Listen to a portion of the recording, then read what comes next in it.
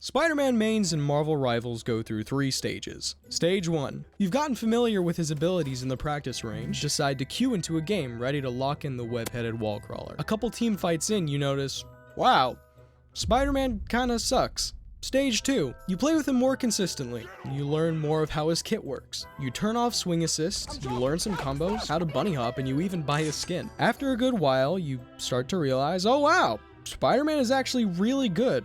He might even be meta. Stage 3.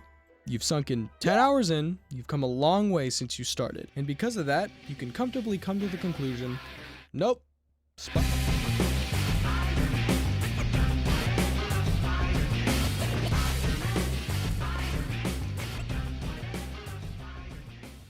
Now, this isn't a video shaming Spider-Man, calling him a throw pick or a bad character. There is a reason he has 5 stars. Spider-Man is actually super fun, and I even got Lord on him, which also leads me to having a large target on my back the entire match, and the whole enemy team to start sounding like J.K. Simmons. Now, I'm no stranger to undertuned characters. I was a Masters 3 Genji player, and he too suffers from a lot of the same problems Spider-Man does. Now, I won't go into insane detail over why he's not the best character. I mean, Zenko Solo made a great video addressing it all, and I agree with a lot of his points, and I recommend you go watch it. But in short, to secure one 250 HP hero, you need to hit them 3 times, one if you have a Venom symbiote, with your projectile webs, then web zip to them, and then uppercut. Then you'll secure the kill.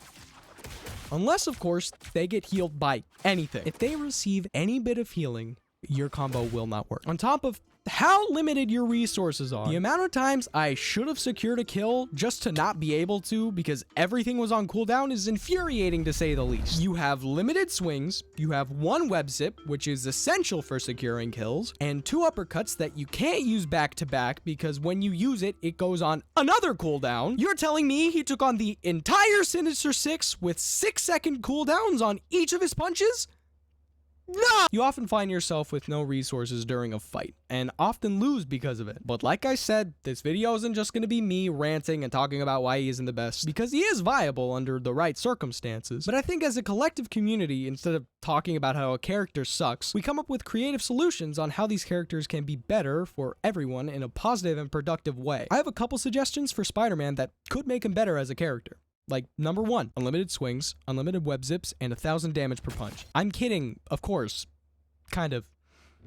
Not entirely. Okay, hear me out. Spider-Man's webs don't do nearly enough damage for it to be on a resource. Either increase ammo capacity, or just make it unlimited, so you're not always having to wait around before a fight before you can engage. At least you can poke at the enemy team and get a little bit of extra ult charge. Or, instead of that, maybe just reduce the cooldown on his ability, because you spend most of your time sitting in a corner, waiting for everything to cool down just to get 1, maybe 2 kills. And the last one to wrap it up, maybe just buff his damage a tiny bit. You have to do so much to get a kill. Most of the time, if supports are conscious human beings, they'll heal whoever you're diving. These buffs won't make Spider-Man overpowered or anything. It'll just make it easier for Spider-Man to be a DPS instead of having as much utility as a mosquito. Anyway, this was a little bit of a shorter one, but that's all I'm gonna rant about. You have a good rest of your day, and let me know if you agree with me or disagree. But before you leave, don't mind my microphone quality. As I was finishing up this video, the patch notes came out, and I saw that Spider-Man was getting buffed, so, yeah. I don't know how effective it's gonna be. They're reducing his web cluster cooldowns from 3 seconds to 2.5.